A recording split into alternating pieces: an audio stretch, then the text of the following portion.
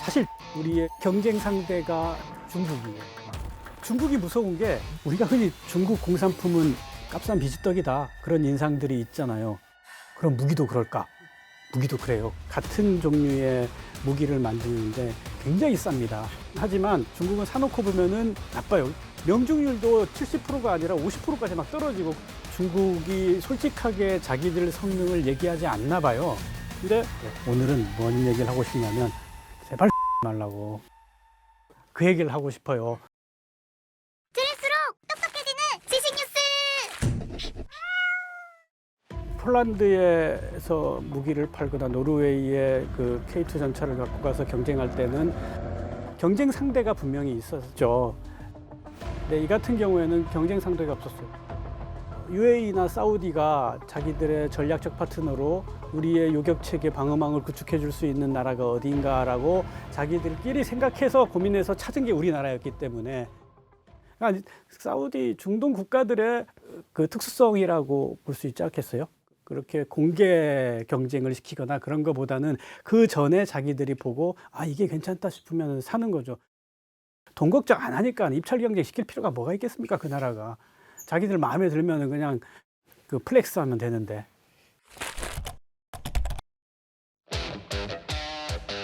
지금 갑자기 중동 붐이 일어난 건 아니고요. 중동 살짝 벗어나기 시작하면 튀르키예는 우리 국산 전차 K2의 차체 기술이라고 하면 차의 외형, 껍데기, 골격 이런 기술은 이미 수출이 됐고, 그리고 최근에는 파워팩이라고 전차의 심장이라고 해요. 변속기하고 엔진의 복합체, 그걸 한국 걸로 도입하기로 결정이 돼가고 있는 상황입니다. 그래서 한국 K2 전차와 아주 유사한 전차가 튀르키예에서 만들어지는데 그거 이름이 알타이라고 하고요. K2와 자매품이 될 거예요. 다음에 중동보단 더 조금 벗어나면은 북아프리카긴 한데 이집트가 우리 K9 자주포를 도입했고요. 그래서 지금 우리가 노리고 있는 거는 북아프리카부터 동남아시아까지 완전히 깔아버리자. 그게 우리 목표예요. 근데 우리나라보다 많이 파는 데가 있어요. 당연히 있어요. 우리는 후발이에요. 미국이나 뭐 프랑스, 영국 전투기, 전차, 대포 되게 많이 팔아요. 우리는 어디를 노려야 되는 거냐면 틈새를 노려야 하는 거죠. 그 틈새가 나온 게 요격체계가 틈새가 나와가지고 우리가 판매를 했던 거고, 사실 이때 경쟁 상대가 중국이에요. 중국.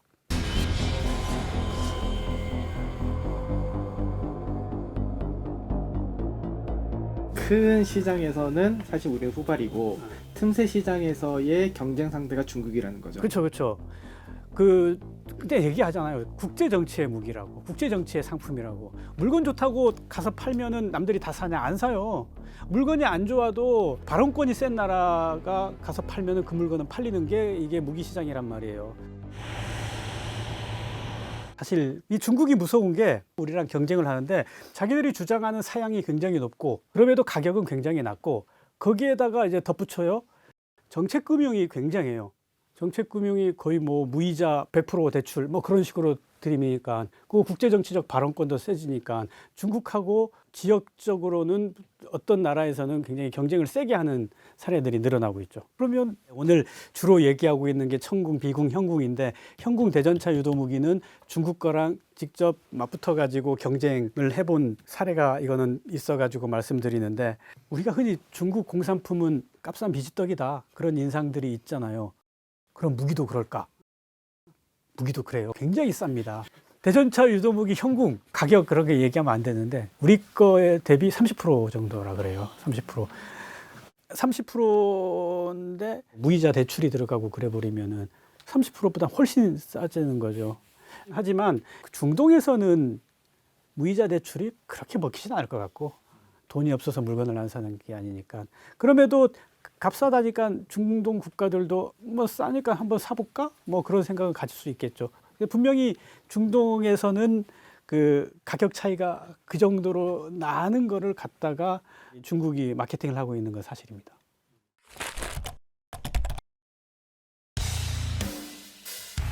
흔히 기름이 나는 기름국들의 경우에는 이게 쓸 수 있는 돈이 많으니까 이게 무기 성능 면에서 뒤처지면 아무리 저렴하다고 해도 이렇게 살 것 같지는 않은데, 그렇다면 중국 무기의 성능은 좀 어느 정도인지 그러니까 물건 팔러 갔을 때 중국이 솔직하게 자기들 성능을 얘기하지 않나 봐요. 그러니까 지금 계속 얘기하고 있는 중국제 대전차 무기 어깨에 견착해가지고 펑 쏘면 날아가서 전차를 맞춰서 전차를 부서뜨리는 그 대전차 유도 무기가 중국계 한 최대 사거리가 3km 그리고 명중률이 70%다라고 브로셔에는 적어가지고 마케팅을 합니다. 그래? 그러면 와가지고 한번 실제로 해봐 해가지고 시험 평가를 하면 3km 더 날아가요. 그리고 명중률도 10발 쏘면 8발은 맞춰요. 브로셔보다는 좋아. 그러면 당연히 그 값도 싸고 성능도 이 정도면 뭐 값을 떠나가지고 성능이 좋다니까 사보지 않겠어요? 샀어요. 사서 쓰다 보면 이게 막 떨어지는다는 거예요. 그러니까 3kg라 그랬는데 안 맞아요. 2kg도 간동간동하고 명중률도 70%가 아니라 50%까지 막 떨어지고 그런 일이 벌어져가지고 중국은 정말 자기 무덤 자기가 판 거예요. 좋은 상품, 좋은 품질, 좋은 무기를 갖다가 팔아야지. 브로셔에는 그렇게 좋다고 했는데 실제 써보니까는 정말 싼 비지떡 그런 인상을 무기 시장에서도 지금 보여주고 있는 그런 상황입니다. Now it has been proven, and that great number of countries have also been wary. They have received these kind of weapons that are not really capable of maintaining their defense capacities, and that of course. 그러니까 우리 대전차 로켓 형궁 이게 사우디에 수출이 됐는데 형궁이 우리가 수출하면서 브로셔에 적은 건 최대 사거리 2.5km, 명중률 60~70%라고 해서 우리가 팔았어요. 사우디에서 전력화해서 이게 써보니까 브로셔에 써진 대로 2.5km 딱딱 맞추고 60~70%, 70%는 그 명중률이 기본적으로 나오니까 사우디 군인들이 적극적으로 한 번 더 쏴보자, 재밌게 한번 쏴보자 하면서 사거리도 늘려보고 타겟도 바꿔봤어요.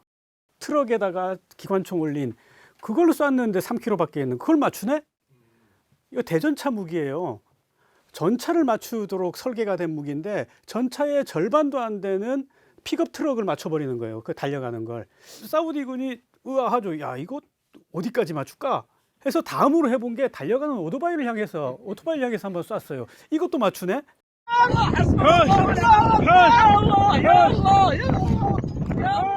사거리는 2.5km라고 했는데 3km 넘어도 잘 맞추고. 그러니까 사우디 군에서도 희한하잖아요. 이걸 영상으로 찍어서 자기들끼리 돌려봤겠죠 뭐. 그게 유튜브로 나왔어요. 그래서 야, 형궁 얘는 대전차 무기가 트럭도 잡고 오토바이도 잡는 무기다 해가지고 전 세계적으로 많이 이렇게 홍보가 됐고 2.75인치 유도로켓 비궁 이것도 우리 같은 경우에는 서북도서 해병대들이 많이 쓰고 있는데 북한이 공기부양적이나 소형 함정을 타고 그 상륙을 하려고 그럴 때 그 비궁으로 때려가지고 잡는 그런 무기예요. 처음에 산 게 UA입니다. 그런데 이게 거의 백발백중이 되는 거라 사막 지역에서 뜨거운 데서 쐈더니 우리나라에서 쐈던 것보다 훨씬 명중률이 높아지는 거예요. 그래서 야, 이거 희한하다. 그러니까 그거는 LIG 넥스원 직원들이 저한테도 얘기하더라고요. 몰랐고 아직도 왜 그런지 모르겠대요. 하여튼 저 동네에서만 가면은 쏘면 맞는데 근데 그 소문이 입소문이 돌아다니는 거예요. 그게 사우디가 그 소리를 듣고 사우디가 비궁을 또 샀어요. 그래서 비궁을 사고 신나게 쏘는 거죠. 그러니까 그 속에 있는 탄을 얼마나 소모하겠습니까? 그러니까 우리 업체 입장에서는 캐시 카우죠.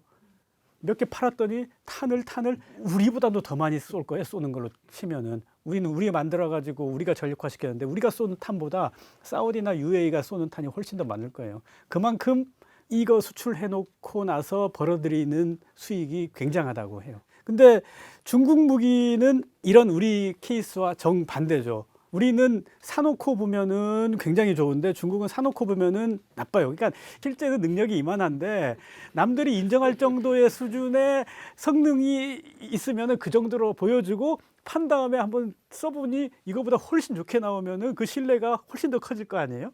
좋은 마케팅 기법 같습니다.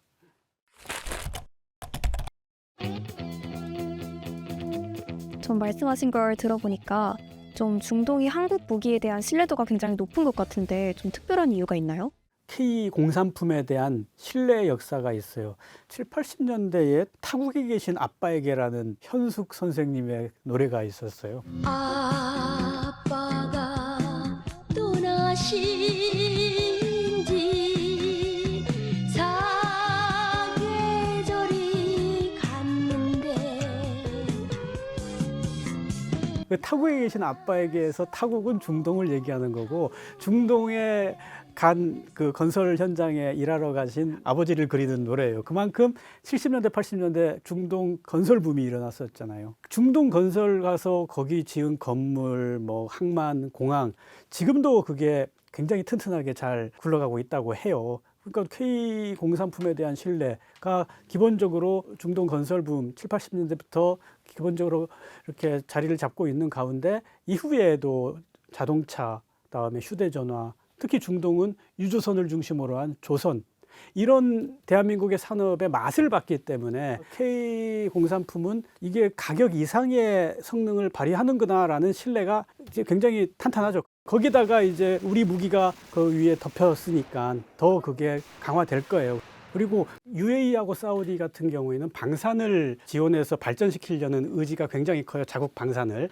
그래서 우리가 천궁을 수출하면서 기술 이전 조건을 내걸어줬어요. 그렇게 아주 좋은 기술은 아닌데 그들한테는 굉장히 소중한 기술을 주는 그런 조건으로 수출을 하는데 정치적으로 이런 좋은 기술을 가져와서 자국의 산업과 자국의 방산을 발전시킨다라는 게 국내 정치적 이점이 굉장히 크죠.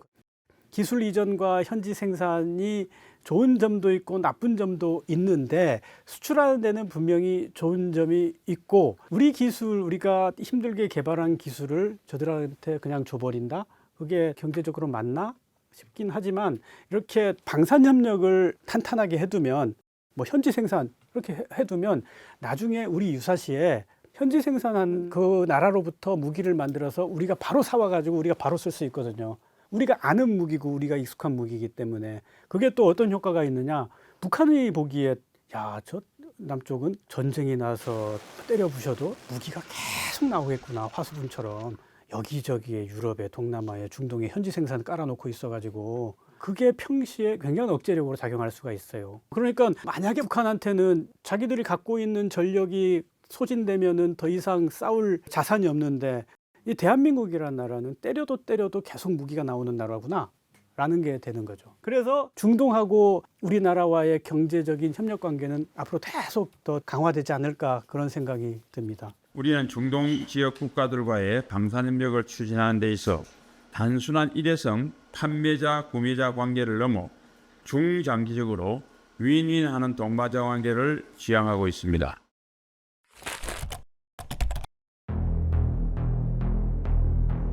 제가 이전 교양이 부탁해 이 자리에서 얘기했던 게 이 정부 지원 지금도 적극적으로 잘하고 있는데 더 체계적이고 합리적으로 더 잘해야 된다 얘기도 했었던 것 같고 정책 금융의 노하우가 좀 더 개발이 돼서 유럽 업체들과 경쟁할 때 중국 업체들과 경쟁할 때 그 경쟁력을 높일 수 있는 수단이 돼야 된다고 했는데 오늘은 뭔 얘기를 하고 싶냐면 우리 업체들끼리 싸우지 말자 사이좋게 지내자 그 얘기를 하고 싶어요.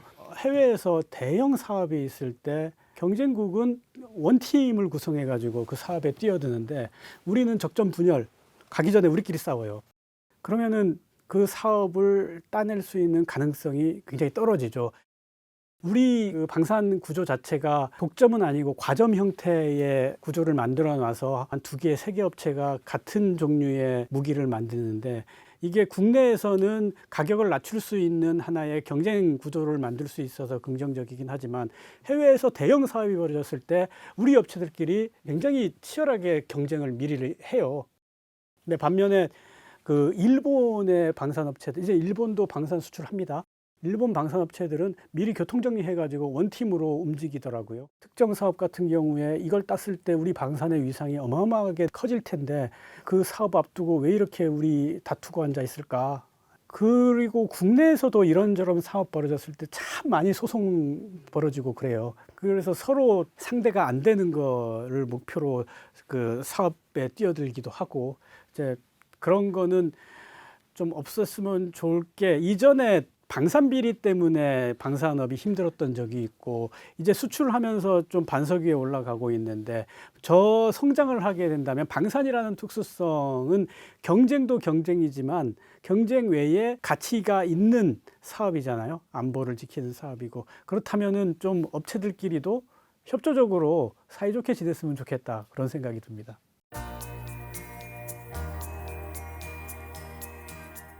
정부 사이드에서 어떤 중재나 뭔가가 또 필요할 것 같은데 그러니까 마동석이 돼야죠. 둘이 악수해라. 그래서 폴라로이드 찍고 마동석 같은 역할이 좀 필요하다고 봐요.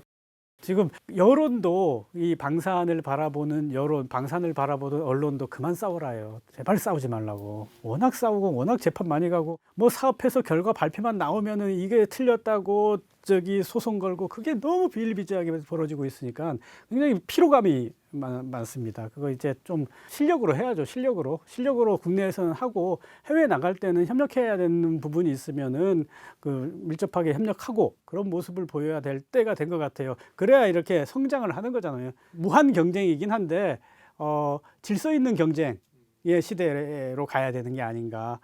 네, 오늘 교양이를 부탁해는 여기까지입니다. 감사합니다.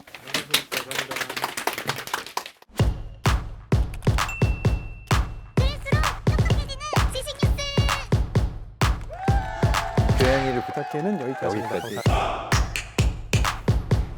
다이어트도 칼로리 신경 쓰지 말고 드세요. 대신에 키토식을 해보세요. 이게 깍종원.